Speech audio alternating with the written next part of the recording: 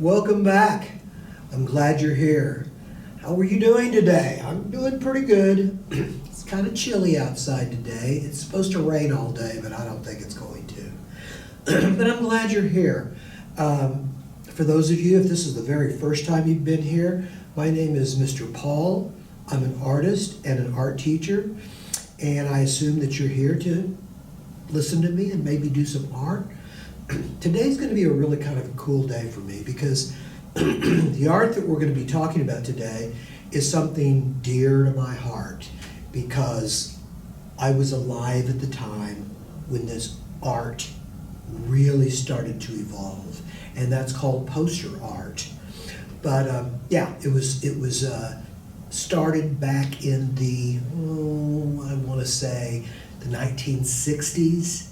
And I was a young teenager during that period of time, so I really remember the kinds of art, poster art that was being created at the time. But before we get into that, let's talk about materials. As always, real easy here.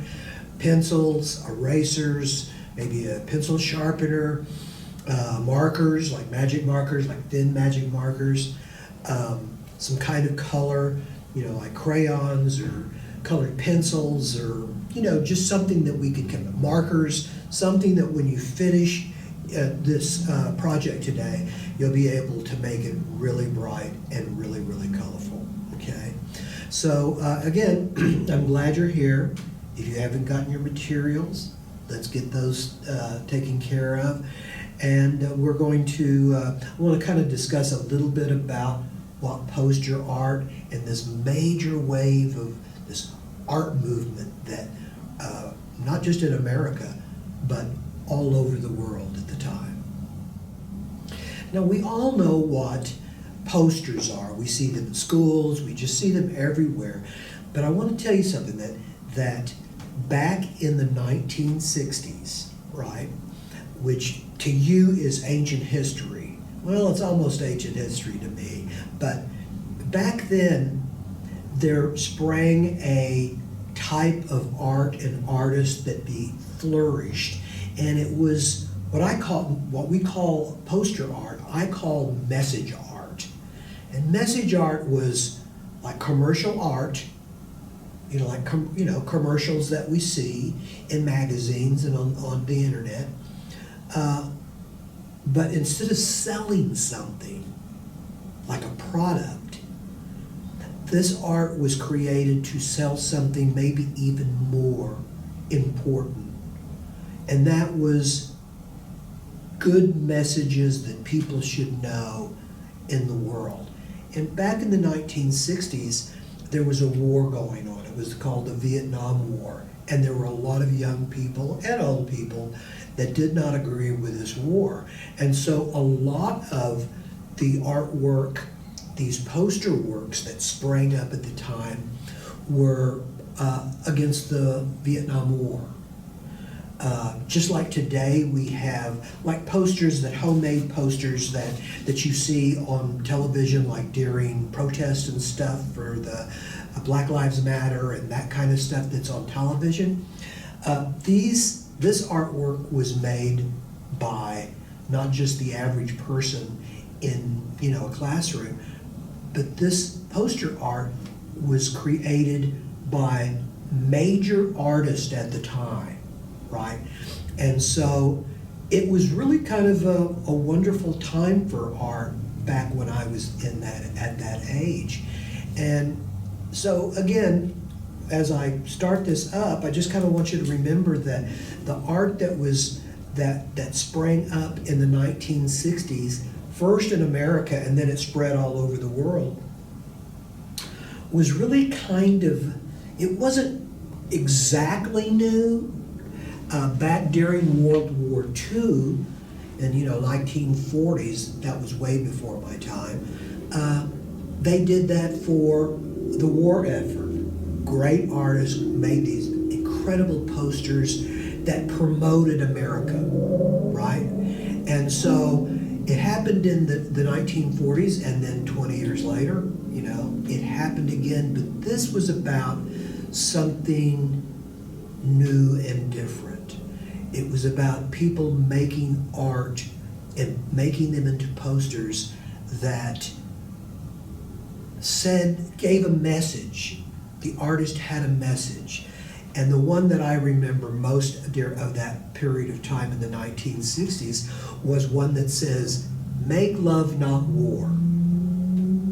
Be loving and not war."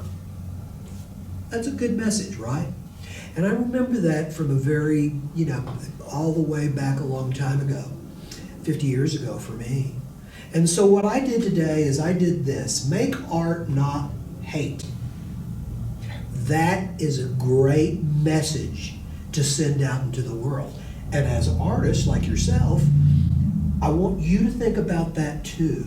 Instead of getting bogged down in hate, and it's such a negative thing, and it doesn't do anybody any good, let's put our energies into making art. Ta-da! Okay, so the first thing I want to do is I kind of want to give you a little bit of a lesson about letter making. I know that most of you know how to make letters, block letters, bubble letters, but I kind of want to give the ones that may be watching that don't really know for sure. Let me give you just a quick lesson on how to make any letter, any style of letter. And so let me say, let's do this. I can make here's P, like for Mr. Paul, right? Okay, that's just a line P, but to make it a block letter, all you have to do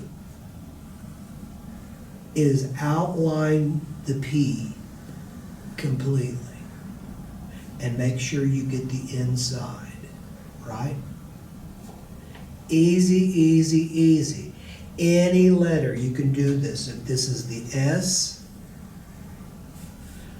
and you want to make it a bubble letter, instead of making them square like this, you just round off everything, and what you do is you just go around the entire letter. Ta-da! And afterwards, you can erase the original line. You don't have to, especially if you're going to really color them in. You don't have to really do that. So that's just so if you have a little bit of difficulty making those big letters, don't sweat it. Don't worry about it. It's real easy. If you start out like this and you get real good at drawing the line first and then circling it, go for it. But eventually you're going to get to a point where you can just kind of do this. You've done it so many times that you can make any letter or any number just by practicing this. You can get to a point where you can do that. Okay? So, any good poster, whether you're selling stuff or you're selling a message that you want people to, I know that in schools, when I was going back to schools, we would make anti-bullying posters that we'd put up in the schools. Don't bully. Well, that's a message poster, right? It's a poster that tells you something, gives you advice, lets you know how you feel, right? And that's kind of what art does.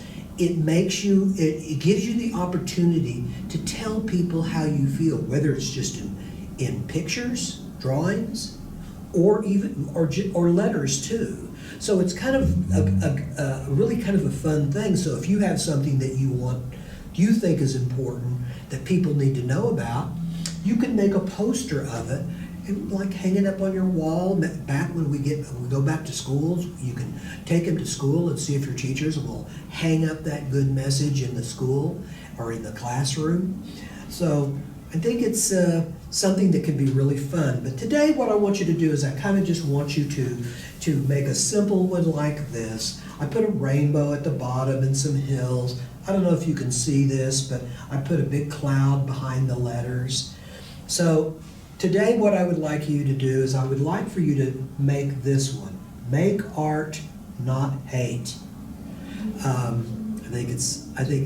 Trust me, I believe that if we had less hate in this world, it would be so much better, right?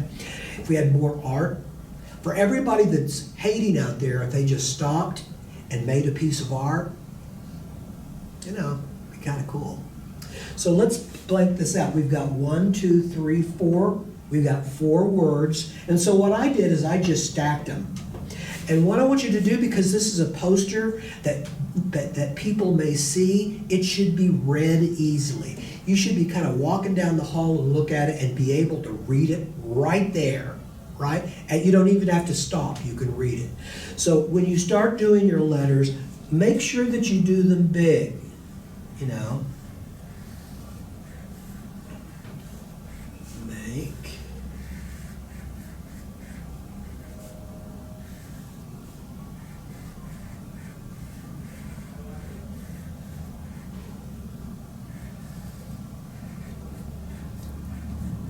Make art. Boy, I've been making art for a long, long time. It's kind of who I am, really. Some people grow up in sports and it becomes their life.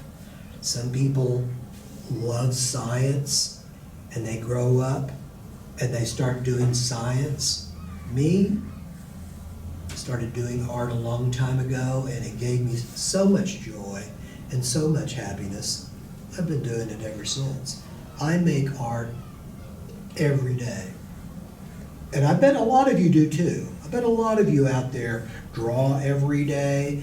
It's kind of interesting when I go into schools. Every class I have 1 or 2 girls or boys that have little portfolios. Portfolios are like a little box or a little file that they keep all of their artwork in. It's called a portfolio. They do it all the time too. For you guys out there that draw every day, paint every day, are creative, guess what? You're an artist. You're not going to grow up to be an artist. You are an artist right now. Make art, not hate. Now, with the word hate, if you want to make it, jaggedy, let's try to make the word hate kind of angry looking, if you can do that. I bet you can.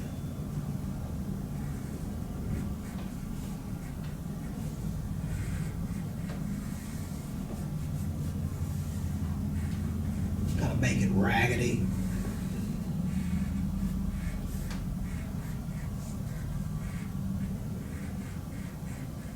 There we go. And I put some ground down here like that. And then something really simple like a rainbow. Now, if you don't want to put a rainbow, that's cool. You can add anything that you want down at the bottom, just so that it represents what we're talking about, right? It's like, let's not draw zombies at the bottom of your paper, because it doesn't have anything to do with what we're talking about, right?